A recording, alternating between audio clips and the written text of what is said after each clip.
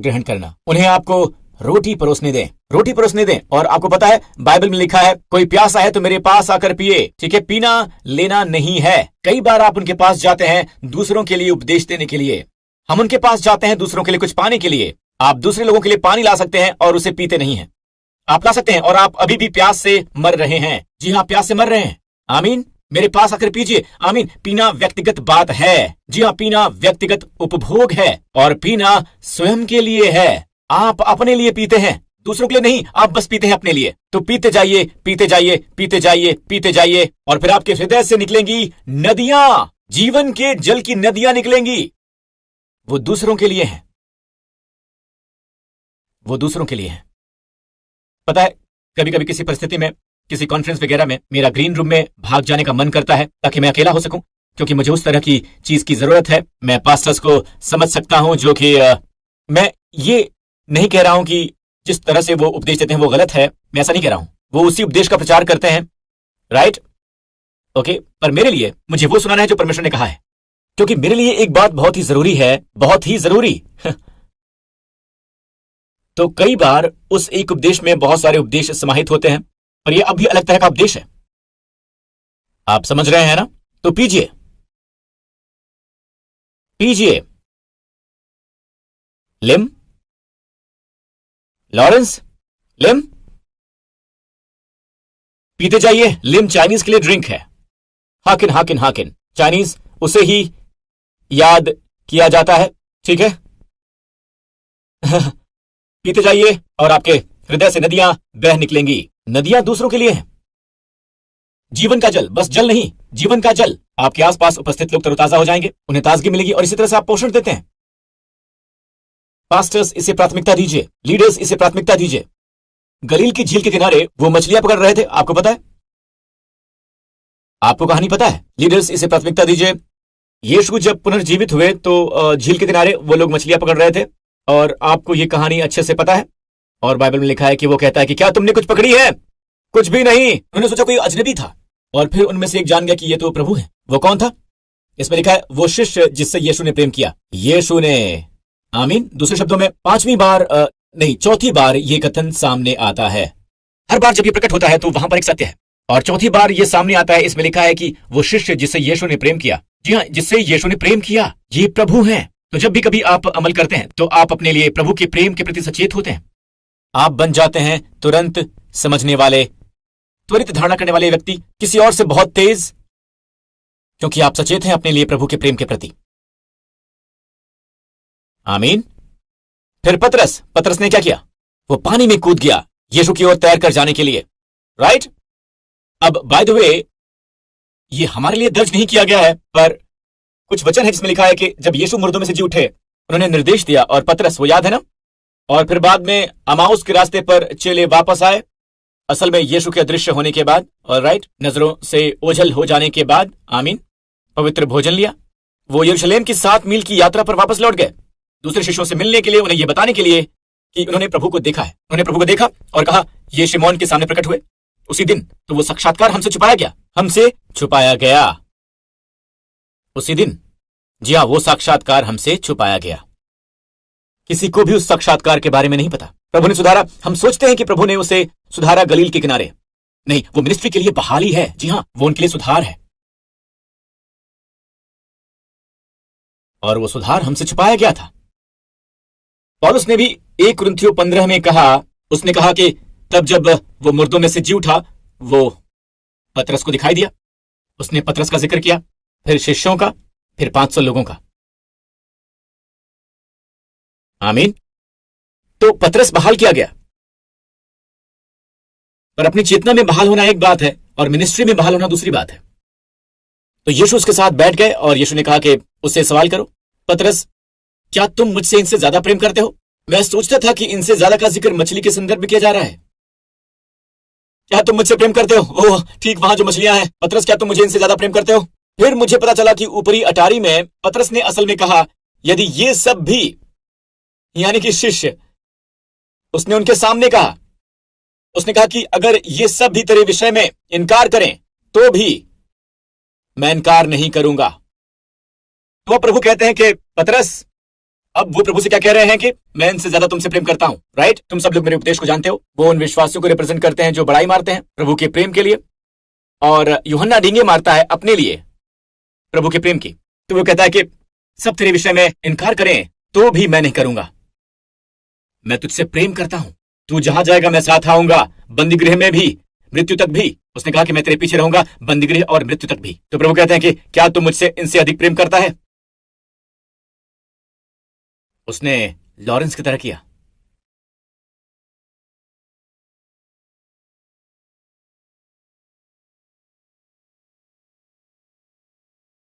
क्या तुम मुझे इनसे ज्यादा प्रेम करते हो?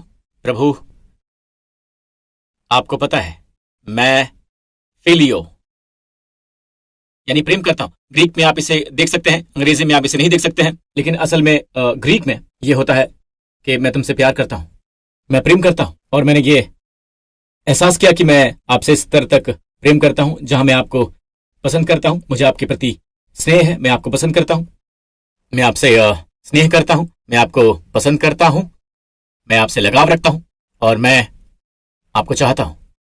यह है फिलियो। फिलियो के स्तर तक प्रभु कहते हैं कि दूसरे शब्दों में एक तरह से कह रहे हैं, तुम जानते हो कि ये मेरे लिए तुम्हारा प्रेम नहीं है, ये तुम्हारे प्रति मेरा प्रेम है। तो फिलियो के स्तर तक भी वो क्या कहते हैं? मेरे मेमने का पोषण करो। तो मेमना सबसे छोटा वाला है, पर वो कहते हैं उसका पोषण करो। और ये यूथ मिनिस्ट्री भी है। क्या मैंने सही कहा? आपको पता है जब यीशु ने याईर की बेटी को वो टैलेंट ओढ़ाया, मेरे ख्याल से ये पूरी दुनिया में हो रहा है। मेरा मानना है कि वो अपनी धार्मिकता की चादर इस नई पीढ़ी को ओढ़ा रहे हैं। वो पीढ़ी जिसे वो कहते हैं कि आशाहीन है, कठोर है, हर बात से परे है, क्योंकि आपको पता है क्या, उनकी पहुंच उस बात तक हुई है जहां तक हमारी पहुंच कभी नहीं हुई है। वो बचपन में ही पाप के संपर्क में आ जाते हैं। दूसरे शब्दों में एक प्राणहीन पीढ़ी है। यीशु उड़ाएंगे अपना लबादा टलीट इस प्राणहीन पीढ़ी पर और वो फिर से जी उठेंगे, वो फिर से जी उठेंगे। आमीन, आमीन। और हर तरफ मैं उन्हें इस पीढ़ी को उठाते हुए देख रहा हूं, और इस समय उन्हें जिसकी जरूरत है वो है पोषण। मेरे मेमनों का पोषण करो। और उन्होंने फिर पूछा, ये मिनिस्ट्री के लिए बहाली है। उन्होंने पूछा, पतरस क्या तुम मुझसे अगापे करते हो, यानी कि प्रेम करते हो? उन्होंने दूसरी बार पूछा कि क्या तुम मुझसे प्रेम करते हो? उन्होंने दूसरी बार पूछा, प्रभु आप जानते हैं मैं आपसे फिलियो करता हूं। अब उसने एक सबक सीख लिया है कि यह उसका प्रेम नहीं है, यह प्रभु का प्रेम है उसके लिए। उस स्तर पर वो कहते हैं कि चल मेरे भेड़ की चरवाही कर। अब ये एक अलग शब्द है, ये उसकी भेड़ों का पोषण करना नहीं है। गौर कीजिएगा, मेरी भेड़ों का पोषण कर पहले आता है, फिर आता है मेरी भेड़ों की रखवाली कर। मेरी भेड़ों की रखवाली करना है, उनकी परवाह करना, उन पर नजर रखना। यह असल में शब्द है रखवाली करना। आप देखते हैं जो आत्मा में उन्हें चाहिए। और फिर से यह वापस आता है भोजन पर, क्योंकि झुंड का मुख्य आधार है भोजन। जी हां, भोजन। आमीन। पर कभी कभी चरवाहे को पीछे जाना होता है और देखना होता है कि झुंड कहां जा रहा है, क्या वहां पर पानी है या नहीं है, क्या पानी बहुत ज्यादा गंदा है, क्या उसका बहाव तेज है जिसे वो पीना चाहेंगे, उनके लिए उपयुक्त है या नहीं है। आमीन। निगरानी का जिम्मा उसके पास है, तो ये एक चरवाहा है। शब्द एपिस्कोप यानी निगरानी। और पतरस कहता है परमेश्वर के झुंड का पोषण करो। बाद में वो अपनी पत्री में लिखता है कि परमेश्वर के उस झुंड की रखवाली करो जिसकी रखवाली के लिए परमेश्वर ने तुम्हें नियुक्त किया है, जिनके लिए परमेश्वर ने तुम्हें नियुक्त किया है। एपिस्कोप यानी लोगों पर नजर रखना। ये स्कोप शब्द हमारे अंग्रेजी का वहीं से लिया गया है, निगरानी करना, निगरानी। आमीन। और आखिर में वो कहता है पतरस क्या तुम, अब क्या आपको पता है उन्होंने क्या किया? अंतिम प्रश्न, मुझसे फिलियो यानी प्रेम है। वो अपने स्तर पर आ जाता है और कहता है कि प्रभु आप सब कुछ जानते हैं, आपको सब कुछ पता है, आपको पता है कि मैं केवल आपसे ही प्रेम करता हूं। और प्रभु से देखकर मुस्कुराते हैं और कहते हैं कि मेरी भेड़ का पोषण कर, मेरी भेड़ की चरवाही कर। क्या सम्मान है, क्या सम्मान है। जिस व्यक्ति ने उसे जानने से इनकार किया था, यह वही व्यक्ति है जो कुछ दिन बाद उठकर खड़ा हुआ था। आमीन। 50 दिन बाद पेंतुकुस्त के दिन और उपदेश दिया और 3000 लोगों ने उद्धार पाया। पता उसने किसके बारे में उपदेश दिया? उसने क्या उपदेश दिया? पेंतुकुस्त के दिन दिया। उसने यहूदी लोगों से कहा, उसने उनसे कहा कि तुमने उस पवित्र का इनकार किया है। तुमने उस पवित्र और धर्मी का इनकार किया है। वो धार्मिकता के प्रति इतना सचेत था, वो अनुग्रह के प्रकाश से इतना भरा हुआ था कि अपनी उंगली उनकी ओर उठाकर कह सका कि तुमने उस पवित्र का इनकार किया।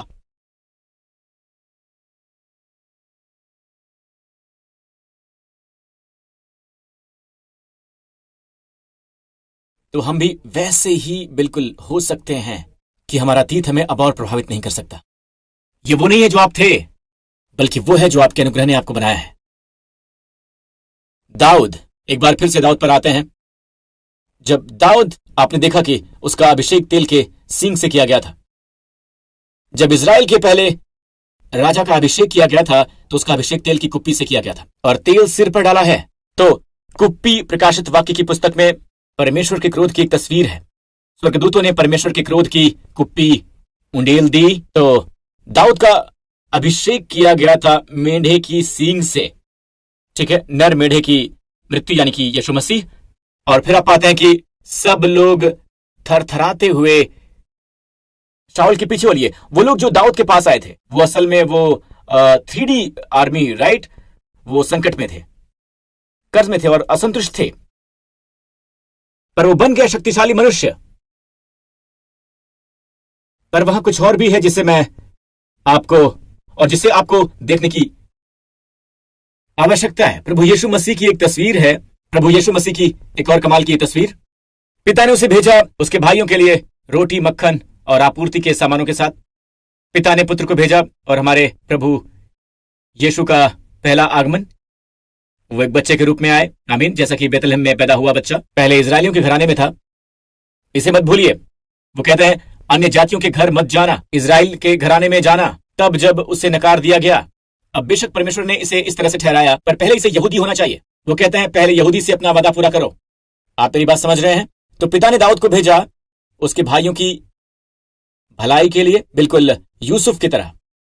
पिता ने यूसुफ को भेजा, याद है ना, याद है, उसके भाइयों की भलाई के लिए।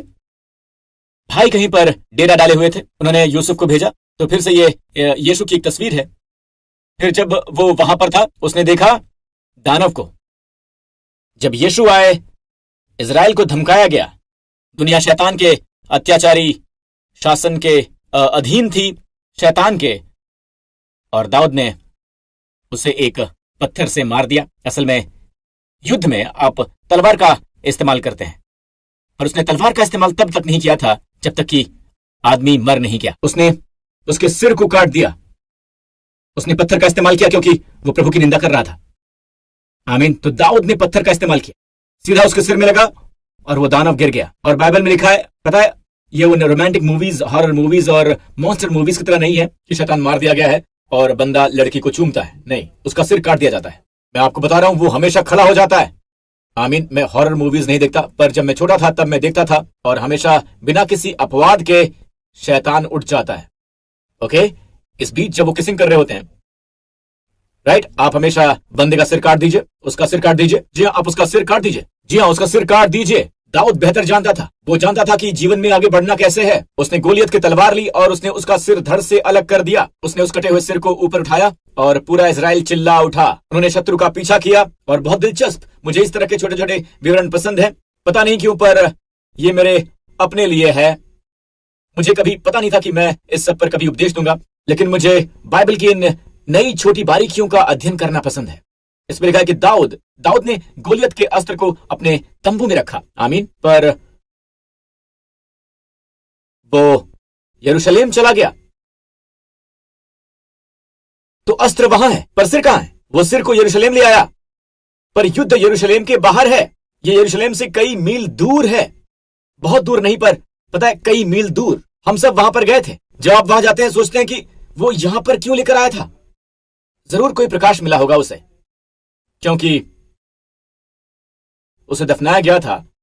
बाद में वो स्थान जहां वो गोलियत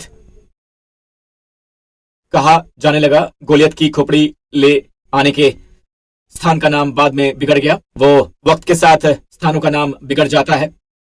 ये बन गया गोत्था, खोपड़ी का स्थान। किसकी खोपड़ी? शैतान की, जहां यीशु को सूली पर चढ़ाया जाएगा। दाऊद का बड़ा पुत्र महान गोलियत पर विजय प्राप्त करता है, हम सबके लिए। आमीन। पर यही वो बात है जो मैं आपको बताना चाहूंगा। जब वो युद्ध के मैदान में था, जब गोलियत बाहर आया और उस बारे में फिर से अपनी तीखी प्रतिक्रिया और शेखी भगाड़ते हुए अभिमान से गुजरा, वो जानता था कि वो एक लड़ाकू है और कोई भी उसकी बराबरी नहीं कर सकता, इसलिए शरीर इतना बड़ा है। वो जोर से चिल्लाता है। आप बहुत आसानी से डराए जा सकते हैं, पर हमारा युद्ध प्रभु का है, ये शरीर के युद्ध पर आधारित नहीं है। आमीन। तो पता है दाऊद ने क्या किया? बाय द वे, ये वो है जो मैं चाहता हूं कि आप देखें। भाई उसके पास आते हैं, उसके भाई योद्धा हैं, दाऊद एक चरवाहा है। यही भाइयों ने कहा, इसे देखिए, मैं नहीं चाहता कि आप ऐसा रवैया रखें। परमेश्वर ने आपको, आप सबको झुंडों के साथ सौंपा है। आप न्यू क्रिएशन चर्च की ओर देखते हैं, आप दूसरे चर्चों की ओर देखते हैं, और आपको पता है कि आप अपने लोगों से अलग कर दिए गए हैं। ऐसा मत कीजिए। लोग हैं जो सभी परमेश्वर के लिए कीमती हैं। ओके, अगर आप नहीं हैं, आप एक सेवक नहीं है, आप तो परमेश्वर आप पर भरोसा क्यों करेंगे? और परमेश्वर हमेशा किसी ऐसे की तलाश में रहते हैं उन्हें सौंपने के लिए जो झुंड से प्यार करता है। वो सपने में लोगों से सिफारिश करेंगे, उनके दिल में उनकी जगह जाने की इच्छा डालकर। पर अगर वो जानते हैं कि आप पोषण नहीं दे रहे हैं, आपके पास भोजन नहीं है, आपका ये रवैया है। कौन सा रवैया? भाइयों का रवैया। इस रवैये की ओर देखिए। मुझे पता है आप में से किसी के पास ये नहीं है। तो जब उसका बड़ा भाई एलियाब सुन रहा था और एलियाब दाऊद से क्रोधित होकर कहने लगा, तू यहां क्यों आया है और जंगल में उन थोड़ी सी भेड़ बकरियों को तू किसके पास छोड़ आया है? थोड़ी सी भेड़? सचमुच? नंबर एक, इन थोड़ी सी के बारे में हमें कुछ बताने गया है जिसे बहुत ही ज्यादा समृद्ध था। वो एक अमीर आदमी बोआज का परपोता था जिसने रूत से विवाह किया था। यहां कहीं नहीं लिखा है थोड़ी सी भेड़, पर रवैया। तुम एक सिपाही नहीं हो, पर उसमें से ये एक स्पाइक निकली और कुछ भेड़। एक गैर चरवाहे की आत्मा इसी तरह होती है, बस एक झुंड। ऐसा मत कहिए। दाऊद ने झुंड के बारे में क्या कहा? दाऊद ने झुंड के बारे में क्या कहा? नीचे आइए। जब वो राजा के सामने था, यह है जो दाऊद ने राजा शाऊल से कहा। उसने कहा, तेरा दास अपने पिता की भेड़ बकरियां चराता है। वो मेरे पिता की भेड़ हैं, वो मेरे पिता की भेड़ें हैं। लोगों की ओर मत देखिए और कहिए कि वो बस, आपको पता है, वही लोग हैं जो वही समस्या दे रहे हैं। नहीं, वो पिता की भेड़ें हैं और पिता उनके साथ आपको सौंप रहे हैं। आमीन। उनकी चरवाही करने के लिए। हाँ, चलो भी, प्रभु की स्तुति हो, उनकी स्तुति करो। और आप इसे दाऊद के रवैये में देखते हैं। बस एक